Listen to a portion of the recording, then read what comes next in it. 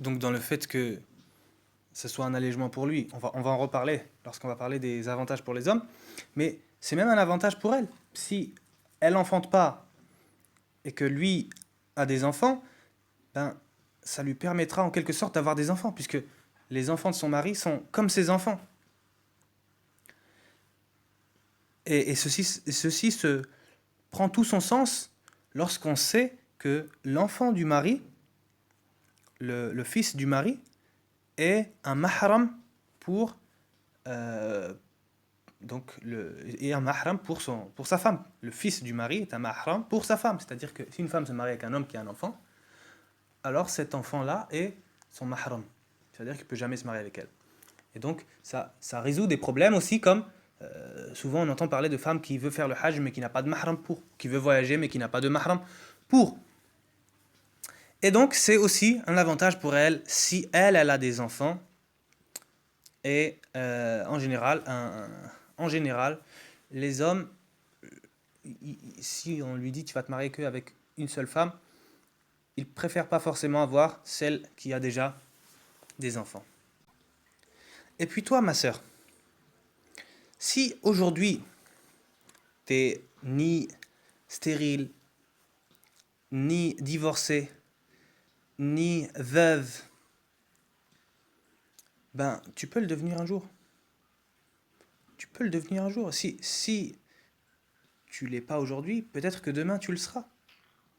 Et quand bien même tu ne l'es pas, alors la musulmane doit aimer pour sa sœur ce qu'elle aime pour elle-même. C'est-à-dire que tu devrais aimer pour ta sœur c'est-à-dire tu aimerais pour toi-même que si tu étais dans ce cas-là, que tu aies un mari pieux, que tu aies un mari que tu aimes, comme tu aimerais l'avoir. Bah, tout comme tu aimes ça pour toi, aime ça pour ta sœur. Aime ça pour ta sœur. Et j'en profite là pour rappeler que le fait d'aimer pour son frère, donc dans le cas dont on parle, pour ta sœur, ce que tu aimes pour toi-même, c'est une chose qui est obligatoire. Et le fait de ne pas le faire fait partie des grands péchés. Puisque le prophète sallallahu alayhi wa sallam a dit La yu'minu ahadukum hatta yuhibba li akhihi ma yuhibbu li nafsi. Selon la traduction du sens, aucun d'entre vous ne sera croyant tant qu'il n'aimera pas pour son frère ce qu'il aime pour lui-même. Donc, si tu n'aimes pas pour ton frère ce que tu aimes pour lui-même, t'as pas encore atteint le degré de croyant. Donc, en cela, les savants ont dit que le fait de dire La yu'minu ahadukum, c'est-à-dire que ceci est un grand péché. Aussi, le fait que, de nos jours, c'est triste, mais la santé des femmes a beaucoup diminué. Que ce soit au niveau de l'accouchement, l'allaitement, ou même le fait de porter l'enfant, on voit que les femmes ont un mal, elles ont une grande difficulté à faire ça. Donc, le fait d'avoir une coépouse qui est à la limite comme ta sœur, ben, c'est ta sœur, mais je veux dire comme ta sœur de la même mère et du même père, qui est proche de toi. Et que, voilà, si tu peux pas te lever pour faire à manger, qu'elle t'aide. Si tu peux pas t'occuper de certaines choses, alors elle t'aide. Si tu as du mal à réviser, alors elle t'aide, et ainsi de suite. Dans ta période de grossesse et dans tes difficultés. Et donc, parmi les bénéfices aussi de la polygynie, le fait que sur Terre, il y a plus de femmes que d'hommes. Donc le nombre de femmes est plus important que le nombre d'hommes. Donc si chaque homme se mariait avec une seule femme, bah à ce moment-là, il y aurait beaucoup, beaucoup de femmes qui n'ont pas de mari. Donc il y a une grande sagesse, et il y a beaucoup de sagesse. Donc nous, on va citer ce qu'Allah nous a facilité, mais bien sûr, à chaque fois, il faut se dire que les sagesses qu'il y a sont plus nombreuses que ce qu'on cite. Puisqu'on ne va pas savoir toutes les sagesses que Allah subhanahu wa ta'ala a dans un de ses ordres ou dans une de ses recommandations. Et parmi les choses qu'il est quand même important de citer, il y a le fait que lorsqu'une femme se marie avec un homme qui a plusieurs femmes, les jours c'est-à-dire les jours où le mari se trouve chez cette femme sont partagés. C'est-à-dire que s'il a 2 femmes, il a un jour chez une femme, l'autre jour chez l'autre femme. S'il a 3 femmes, il a un jour chez une femme, l'autre jour chez la seconde, le 3e jour chez la 3e. Ça ne veut pas dire qu'il n'a pas le droit de les visiter ou que tout contact est complètement coupé. Pas du tout. Donc ça, c'est à voir à part. Mais c'est juste pour dire que la femme, elle a un temps pour respirer. La femme, elle a un temps pour se retrouver à adorer son Seigneur. La femme, elle a le temps d'être, c'est-à-dire pas avec cette chose qui est immense, c'est-à-dire le fait de s'occuper de son mari, de sa nourriture, de sa nuit, de se parer pour lui, de lui donner toute l'attention qu'il mérite, qu'il n'est pas permis de jeûner en sa présence, sans sa permission. Et l'ensemble des droits, c'est-à-dire qui sont des devoirs pour elle, de donner à ce mari-là. Et c'est ce qu'il mérite. C'est ce que le mari mérite de sa femme, comme attention. Et il mérite même plus que ça. Mais si les femmes d'aujourd'hui ne comprennent pas ça, c'est peut-être parce que justement, elles ne prennent pas le temps de lire le Coran, de lire les hadiths du prophète sallallahu alayhi wa sallam, de s'instruire dans leur religion, de lire des livres, d'écouter les paroles des savants. Et donc, le fait d'être en retrait et de ne pas être 24 heures sur 24 avec son mari, lui permet de trouver un temps de justement pouvoir s'organiser pour penser à elle-même, pour s'instruire, pour visiter sa famille et voir ses occupations utiles. Aussi, ça c'est une chose que les gens connaissent, c'est que lorsqu'une personne nous manque et qu'on n'a pas vu un certain moment, alors les retrouvailles vont être intenses et vont être chaleureuses. Tandis que parfois, une personne qui est toujours à nos côtés, on s'en lasse, les choses deviennent banales ou, comme certains disent, ça commence à devenir monotone ou la routine. Donc, avec la polygynie, toutes ces choses-là sont balayées comme, c'est-à-dire comme inconvénients, et on a tous les avantages qu'on a vus et bien plus. Donc maintenant, on va parler pour les hommes. En général, walillahi alhamd, il n'y a pas de problème pour les hommes. Puisque l'homme, lorsqu'on lui donne son droit, tout comme la femme, il ne dit pas non. Mais c'est lorsqu'on lui parle d'obligation qu'il y a un problème. C'est pour ça que souvent le problème de la polygynie, c'est plus chez les femmes. Donc, puisque c'est obligatoire pour elles de l'accepter, donc c'est pas comme l'homme à qui on donne le droit. Donc, comme c'est la fitra, et que l'homme, il se connaît, voilà, nous les hommes, on se connaît, il n'y a pas en général pas de problème avec les hommes. Et donc, parmi les bénéfices qu'on peut citer pour l'homme, et donc des choses qui donnent envie, c'est le fait donc, comme on citait tout à l'heure, d'avoir plus d'enfants. Et le fait d'avoir plus d'enfants, c'est la fierté de ton prophète, sallallahu alayhi wa sallam, le jour de la résurrection. Le fait d'avoir plus d'enfants, c'est plus de muwahhidoun sur terre, de gens qui unifient Allah sur terre par ta cause. Le fait d'avoir plus d'enfants, c'est être utile à toute la communauté. Puisque lorsque tu as un tel enfant qui est ingénieur, et un tel autre enfant qui est dentiste, et l'autre qui est médecin, et l'autre informaticien, donc ça c'est utile à l'ensemble de la Ummah, puisque la Ummah a besoin de ça. A besoin de ça comme elle a besoin de ça.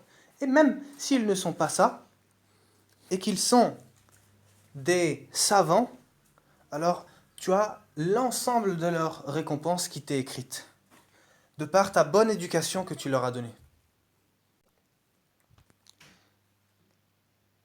Et comme on le sait, l'union, donc le nombre, fait la force. Donc plus on est nombreux dans la Ummah, plus on est fort face aux pièges des kuffars. Et plus on est fort face à leurs attaques. Justement, les kuffars aujourd'hui, ils ne veulent pas que ce nombre de musulmans soit important. Ils ne veulent pas que ce nombre augmente.